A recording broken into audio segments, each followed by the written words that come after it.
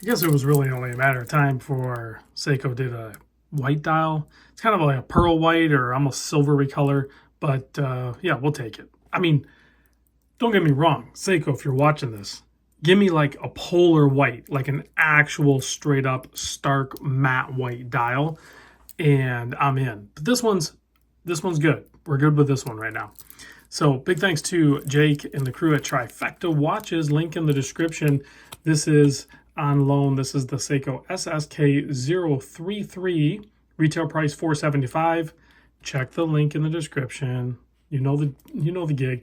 Caliber 4R34. Of course, it's a Seiko. It's going to be the caller's GMT, so it's forward only movement on that. It's not the quick set hour, the caller's GMT that everybody thinks they have to have, but you do get the quick set date, which honestly is better for me and most of you guys if you really think about it, because we own some watches. Let's just leave it there, right?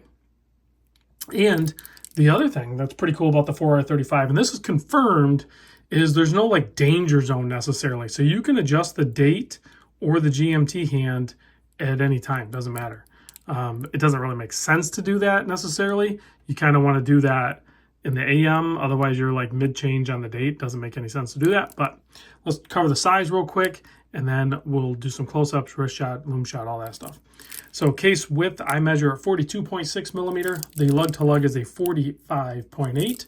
You have 14 millimeter thick. It is a Hardlex chamfered flat crystal up top with a date magnifier that's helping my aging eyes. And lug opening here, 22 millimeters. This Jubilee style bracelet does taper down to 18. And then you have that standard Seiko clasp, 4 micro adjusts, simple fold over double pusher. And you do have solid end links. This is actually a solid bracelet. This is probably one of the best value propositions in Seiko's lineup, in my opinion, based on facts.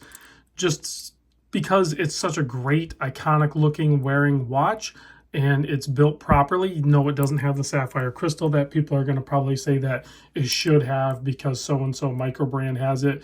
Listen, Hardlex is made by Seiko. They made Hardlex. They developed it. They've been using it for a long time. It is a great product. I have many Seikos with Hardlex crystals, and I have no problem with it. So, adjust a little bit, guys. It's not that big of a deal. It's not a deal breaker. Bi-directional friction fit bezel. This one's not super strong on the friction, though. I think it'd be easy to bump, but yeah, it's more of a fashion piece anyway. So you have that bezel insert with the blue in the bottom. Really catches that blue in light. Otherwise, in like low light applications like this, it just looks black. I mean, you can still see a little bit of the blue, just like on that hand, on that GMT hand. If you catch it in the light, boom, it pops blue. So that's pretty cool. And you guys know I love these Seiko 5 Sports GMTs. I have the yellow dial variant and, of course, the orange dial variant. I like the colors, and I would totally be down for a white dial. This one, like I said, is more of a pearl white. It's not a stark white. So it does look good, and overall at distance on wrist, it is going to appear white, but I still think there's room for them to do a stark white one. And really, these 5KX series lines of watches are great all around. Like even the non-GMT ones, like this one, is pretty special. And I believe Trifecta may have this in stock as well. So check that out. And then that's wearing a strap, a Clockwork Republic strap with fitted link on it as well, in case you were wondering. There's a separate video alone on that. So great looking watch. It is a push-pull crown, 100-meter water resist, so you can just wind the movement in the fully pushed in position. And then, of course, in the mid position, you can adjust the GMT hand and the date, and then all the way out. It stops the seconds hand, and then you can adjust your overall time. It looks like we were in the AM already. So we'll go ahead and go all the way around and adjust the time for you to see it. There we go. Now let's pop it on wrist so you can see what that looks like. There's some protective plastic on there. I was wearing, for the people that care, I don't know why everyone cares what I'm wearing. The video is not about what I'm wearing. The video is about the watch that I'm showing. I was wearing a new pickup for me, a Shinola chronograph. So pretty cool watch. I know Shinola is a divisive brand for a lot of people, but I like them. And here is the SSK033 on my 7 1/4 inch wrist.